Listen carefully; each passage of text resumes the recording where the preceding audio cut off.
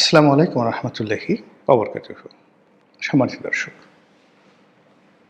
বাংলাদেশ একসময় যাকে নিয়ে গর্ব করতে ডক্টর মোহাম্মদ ইউনূস বলা হতো নোবেল লরিয়েট।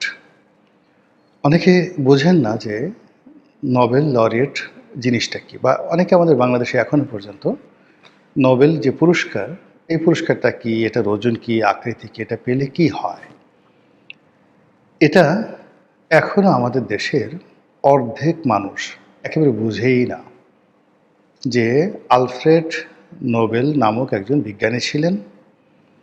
তিনি তার জীবনের সমস্ত অর্থ একটা পুরস্কার প্রদানের জন্য দান করে গেছেন। পৃথিবীতে যারা ভালো কাজ করবে বিভিন্ন সেক্টরে, চিকিৎসা, বিজ্ঞান, ফিজিক্স, তারপরে বিশ্ব শান্তি ইত্যাদি ইত্যাদি অনেক বিষয়, এমনকি কবিতা বা সাহিত্যে তাদেরকে পুরস্কার দেওয়া হবে। এবং পুরস্কার মানে কি, যেন তেন পুরস্কার নয়। বাংলাদেশি টাকায় এখন বছরে প্রায় একজন মানুষকে যে পুরস্কার দেওয়া হয়, সে পুরস্কারের মূল্যবান প্রায় ২০-২৫ কোটি টাকা এরকম হবে, বা তারও বেশি, আমি ঠিক জানি না একজাক্টলি। আগে জানতাম, কিন্তু এই মুহূর্তে মনে আসছে না। তার সঙ্গে সঙ্গে এই পুরস্কার যারা পান তাদেরকে বিশ্ব মিডিয়া এমনভাবে তাদেরকে তুলে ধরে, মনে হয় যেন যারা সাহিত্যে পুরস্কার পান তাদের সে আর বড় কবি নাই, উপন্যাসিক নেই। যারা শান্তিতে পুরস্কার পান তাদের মতো শান্তির দূত, শান্তির পায়রা পৃথিবীতে নেই। কিন্তু এর মধ্যে যে রাজনীতি আছে, এর মধ্যে যে কুচক্র আছে, এবং এর মধ্যে যে পশ্চিমাদের যে সাম্রাজ্যবাদী হায়না সুলভ মনোভাব আছে, এটা আমরা মায়ানমারে দেখেছি, ভেনেজুয়েলাতে দেখেছি, আর এখন অনেকে বলাবলি করছে বাংলাদেশ তার চেয়েও বিপদ এবং বিপত্তিতে পড়ে গেছে।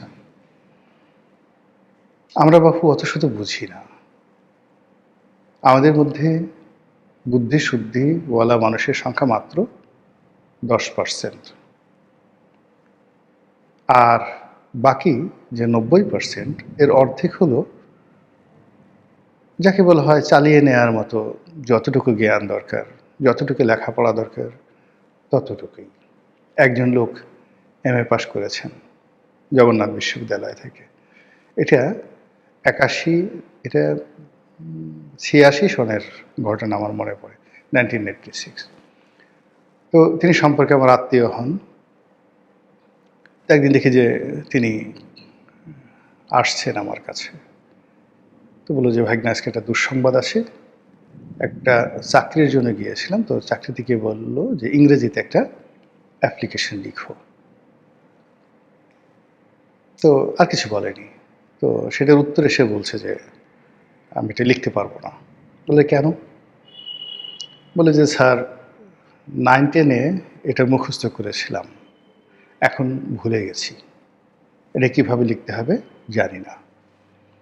তো চিন্তা করুন, 70-এর দশক 80-র দশকে জগন্নাথ বিশ্ববিদ্যালয় যেটি এখন, সেখান থেকে MA পাশ করা মধ্যম মানের একজন ভালো ছাত্র, সে MA পাশ করার পরও ইংরেজিতে নির্ভুলভাবে একটা সে দরখাস্ত লিখবে, এই বিদ্যা বুদ্ধি তার ছিল না। দ্বিতীয়ত, সে যে পারে না এটা নিয়ে তার কোনো অনুশোচনা ছিল না। এবং তৃতীয়ত, সে যে পারে না সেই কথাটা সত্যভাবে বলার শক্তি সামর্থ্য তার ছিল। এই হলো আমাদের আবহমান বাংলার বেশিরভাগ মানুষের চরিত্র। এত ঝামেলা ঠামেলা বুঝে না। যাবে হয়তো পত্র কিনতে, বয়স্ক মানুষ, সেই স্ত্রী অসুস্থ, তো তার ওষুধ কেনার জন্য বাজারে যাচ্ছে, পেটের ব্যথা স্ত্রীর। হঠাৎ দেখলো যে দুটো মোরগ লড়াই করছে, দুটো ছাগলের ফাইট হচ্ছে, কিংবা ধরুন সাপ খেলা দেখানো হচ্ছে। সে বেচারা দেখতে দেখতে ভুলেই গেল যে তার স্ত্রীর ওষুধ কেনার জন্য সে এসেছে। অনেকক্ষণ দেখলো, দেখার পরে সে যখন তার সম্বিত ফিরে পেলেন, তখন দেখলেন যে দোকানপাট বন্ধ হয়ে গেছে। এরকম আমাদের এই বাংলায় যে কত আলো ভোলা মানুষ আছে, কত বেহিসাবি মানুষ আছে, সেই বেহিসাবি মানুষদেরকে নিয়ে কত সুন্দরভাবে ব্যবসা করা যায়, কত সুন্দরভাবে সুদের একটা পসরা সাজানো যায়, কত সুন্দর সৌধ তৈরি করা যায়। গরিব মানুষের শ্রম, ঘাম, বিশ্বাস এবং ভালোবাসাকে পুঁজি করে এই পৃথিবীতে যদি কেউ সবচেয়ে বড় সফল মানুষ হয়ে থাকেন, তিনি হলেন ডক্টর মোহাম্মদ ইউনূস। তার গ্রামীণ ব্যাংক ভবনে যান, গ্রামীণ ফোন ভবনে যান, তার গ্রামীণ সেন্টারে যান, দেশে বিদেশে তার অর্থবৃত্ত দেখেন, গ্রামীণ ট্রাস্ট দেখেন, যা কিছু দেখেন সবই ওই গ্রামীণ ব্যাংকের যে কর্মকর্তা কর্মচারী এবং সাধারণ যারা গ্রামীণ ব্যাংকের সদস্য, তাদের ঘাম, শ্রম, মেধার ফল এবং ফসল। এই মানুষটিকে বাংলাদেশের সবার আগে চিনেছিলেন শেখ হাসিনা, আর এই মানুষটিকে চিনেছিলেন পশ্চিমা দুনিয়া। পশ্চিমা দুনিয়া বুঝেছিলেন যে একে লালন পালন করা দরকার। পশ্চিমা দুনিয়া বুঝেছিলেন যে একে বড় করা দরকার, একে ফুলানো ফাঁপানো দরকার এবং একে বাংলার সিংহাসনে বসানো দরকার। তো সেই যে তাকে নিয়ে যে পশ্চিমাদের আদিক্ষেতা, নোবেল পুরস্কারের অনেক আগের থেকে, তারপর পুরস্কার, তারপর নানা রকম কীর্তি কাহিনী, আমরা কেউ বুঝলাম না, আমরা কেউ টের পেলাম না। আমরা সবাই আবেগ আপ্লুত। আহা, এত সুন্দর মানুষ হয়! কি আভিজাত্য, কি লালিত্য, কি শিক্ষা, কি দীক্ষা, কি সৌজন্যতা, কি ভদ্রতা! ও মাই গড! আমরা তাকে মানে ননির পুতুল করে মাথায় করে নাচলাম বহু বছর। কিন্তু একজন শেখ হাসিনা তাকে কি করে যেন চিনে ফেললেন। আমরা পুরো জাতি ঝাঁপিয়ে পড়লাম শেখ হাসিনার উপরে। ছি ছি ছি ছি! এইভাবে মানুষ বলে, এইভাবে একজন বিশ্বনন্দিত নোবেল লরিয়েট তাকে এভাবে কি অপমান করে? সে অবস্থায় শেখ হাসিনা গেলেন, ইউনূস এলেন বাংলার সিংহাসনে। আমরা আবার সেই স্বপ্ন দেখা শুরু করলাম। আমরা সেই যে আলো ভোলা মানুষ, আবার সব কিছু ভুলে গেলাম। ভুলে গিয়ে আমরা ডক্টর মোহাম্মদ ইউনূস যেদিন মাথায় টুপি দিলেন, যেই দিন রোহিঙ্গাদের সঙ্গে ইফতার করতে গেলেন, আমরা আহ্লাদিত হলাম যে এবার একটি রোহিঙ্গা থাকবে না। 3 মাসের মাথায় দেখলাম আরও 3 লাখ রোহিঙ্গা নতুন করে বাংলাদেশে ঢুকলো। এরপরে দেখলাম সেই রোহিঙ্গারা বাংলাদেশে তাদের যে তৎপরতা শুরু করলো, যুদ্ধ লেগে যায় মায়ানমারের সাথে। আমরা দেখতে পেলাম সেই যুদ্ধময় পরিস্থিতিতে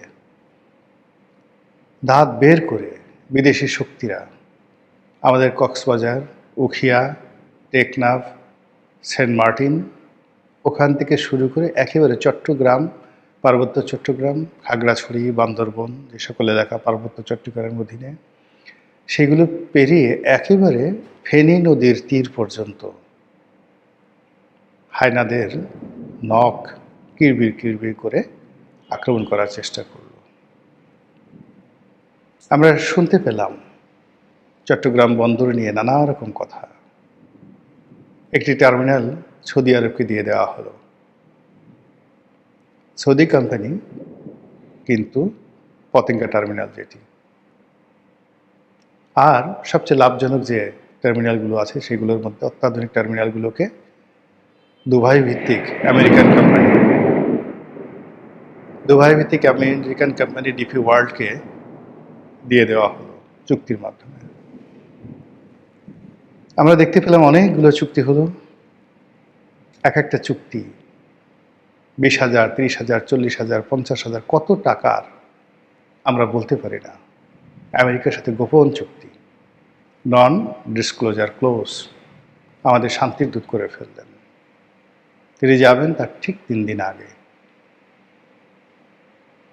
মানে নির্বাচনের 3 দিন আগে, 12ই ফেব্রুয়ারি তিনি ফেব্রুয়ারি মাসের 9 তারিখে এটি করলেন। মানে যেদিন নির্বাচন হবে সেদিনই তো তার যাওয়াটা নির্ধারিত ছিল। তিনি জাতির উপর একটা নন ডিসক্লোজার একটা চুক্তি চাপিয়ে দিলেন।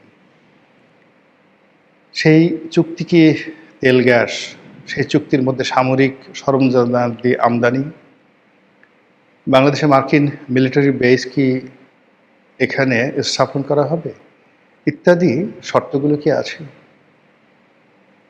তিনি জাতিকে কী ধরনের শৃঙ্খলায় আবদ্ধ করলেন, শিকলে বন্দী করলেন।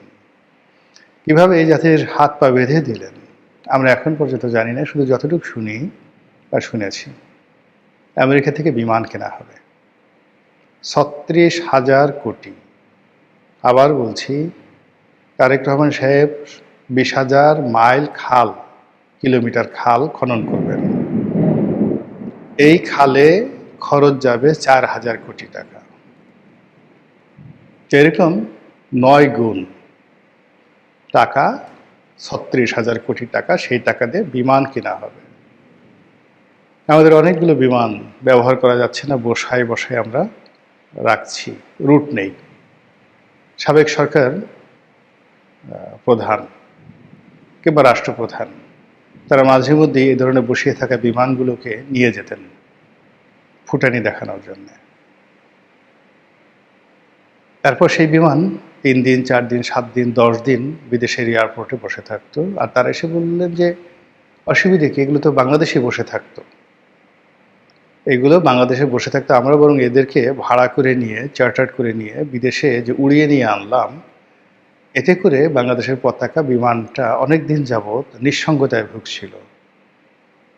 হ্যাঙ্গারের মধ্যে বিমানের যে জায়গা যেখানে বিমান রাখা হয় সেটাকে বলা হয় হ্যাঙ্গার। তো ঢাকা এয়ারপোর্টে বিমানের হ্যাঙ্গারের মধ্যে এগুলো থাকতো। আমরা এদেরকে নিয়ে নিউজিল্যান্ড গিয়েছি, এদেরকে নিয়ে ইংল্যান্ড গিয়েছি, এদেরকে নিয়ে আমেরিকা গিয়েছি, দুবাই গিয়েছি। এটা তো বিমানের ১৪ জন্মের ভাগ্য। তো এক্সিস্টিং যে ড্রিম লাইনারগুলো রয়েছে, সেই ড্রিম লাইনারগুলো আগের যে ১-১১ হয়েছিল মঈনুদ্দিন ফখরুদ্দিন, ওই সময়টাতে আমেরিকা এগুলোকে গিলিয়ে দিয়েছিল। আমার স্পষ্ট মনে আছে যে তখন মাত্র $৫ বিলিয়ন মতো আমাদের ফরেন রিজার্ভ ছিল।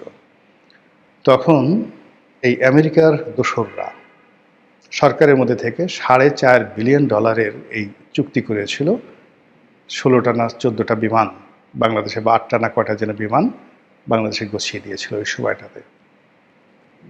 তো এই হলো চক্রান্তের ইতিহাস, এই হলো দেশ বিক্রির ইতিহাস, দেশের মানুষকে বিক্রির ইতিহাস। এবং সেই ইতিহাসের অন্যতম কুশপুত্তলিকা হয়ে থাকবেন আমাদের মহামান্য Nobel laureate doctor Mohammad Yunus. Yunus কি একা? না, তার সঙ্গে ৭১-এ পরাজিত শক্তিরা যোগ দিয়েছিল। তাদের বৃদ্ধাঙ্গুল তারা উঁচু করেছিল, তাদের বৃদ্ধাঙ্গুল তারা নিচু করেছিল, উঁচু করে তারা পৃথিবীকে দেখিয়েছিল, দেখো আমরা কে। আবার সেই বৃদ্ধাঙ্গুল নিচু করে তারা যাদেরকে পরাজিত করেছিল তাদেরকে টিটকারি করেছে। ১৭টা মাস ধরে সমস্ত রাষ্ট্রশক্তিকে ব্যবহার করে এই বাংলাদেশে ৭১-এর পরাজিত শক্তি যা কিছু করেছে, যত মব করেছে, যত অন্যায় করেছে, অবিচার করেছে, চুরি ডাকাতি রাহাজানি করেছে, তার দায় থেকে ডক্টর মোহাম্মদ ইউনূস বাদ যেতে পারেন না। তার বিচার চাই এবং তার বিচার হতেই হবে। মহান আল্লাহ আমাদের সবাইকে হেদায়েত দান করুন এবং হেফাজত করুন। আসসালামু আলাইকুম ওয়া রাহমাতুল্লাহি ওয়া বারাকাতুহু।